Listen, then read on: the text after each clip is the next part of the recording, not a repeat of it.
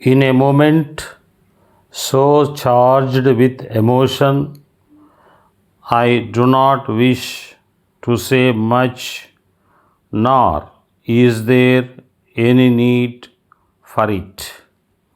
It is an occasion when every one of us, man, woman, and child, wish to keep our thoughts to ourselves and render in a mood of reverence, grateful homage to a life of great service and dedication. Nehru was one of the greatest figures of our generation, an outstanding statesman whose services to the cause of human freedom can never be forgotten. As a fighter for freedom, he was illustrious. As a maker of modern India, his services were without parallel. His life and work have had a profound influence on our mental makeup, social structure, and intellectual development. It will be difficult to reconcile ourselves to the image of India without Nehru's active leadership. As a man, Nehru combined a fine sensitivity of mind, his rare delicacy of feeling, with large and general impulses to the weak and frustrated. His heart went out in profound sympathy. He was an author of distinction. His autobiography, which tells the story of his life and struggle without a touch of self pity or moral superiority, is one of the most remarkable books of our time. Nehru held the office of the Prime Minister of our country ever since the dawn of independence, and in the long years of his premiership, he tried to put our country on a progressive, scientific, dynamic, and non communal basis. His loyalty to certain principles of liberalism gave direction to our thought and life. We can understand the surprises of his attitudes and actions. All these fall into their place if we remember his faith in democracy and freedom. He used existing social and political institutions and breathed into them new spirit, new vitality.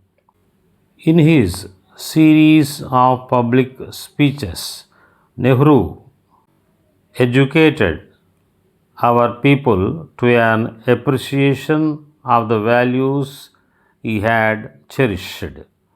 He fought for a high level of human life and turned his ideals into the understanding of the common people. By his own powerful and vibrant voice, which we will not hear anymore, he created, molded, inspired, and kindled a whole generation of Indians to a loyalty to the first principles which he held so dear.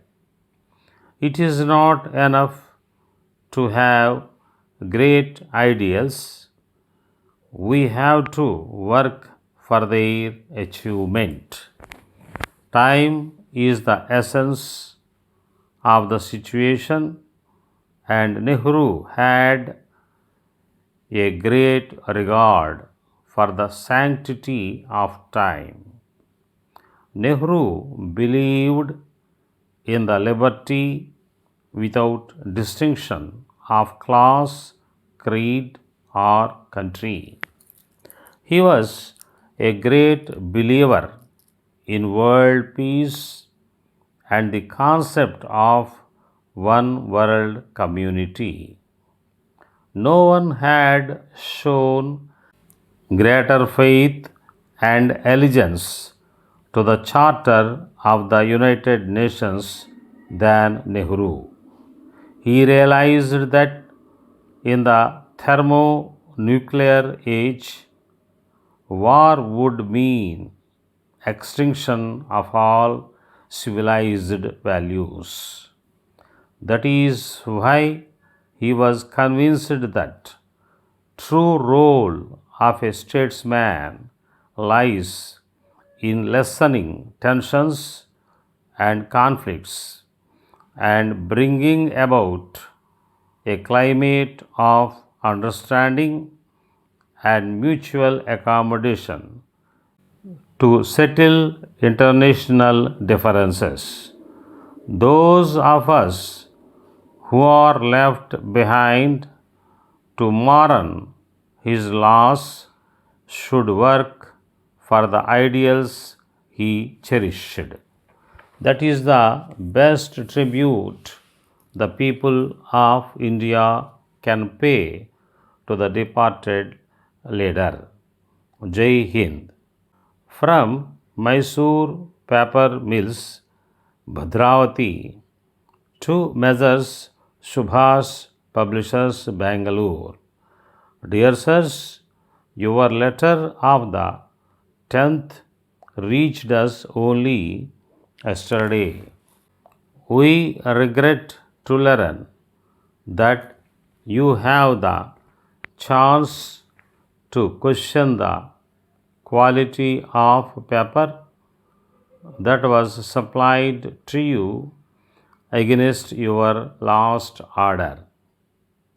There is no doubt that the quality of all kinds of paper supplied by us was much lower than it was 6 months ago, and we regret the same. We have to inform you that this is a matter over which we have no control. However, we are taking all necessary steps to improve the quality of our products. We are aware that this is the kind of paper about which you are writing particularly.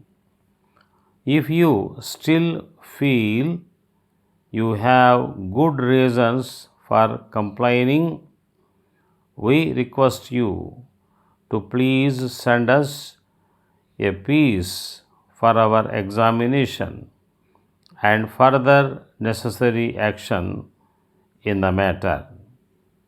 If the quality is below the standard, we shall send you a slightly better quality.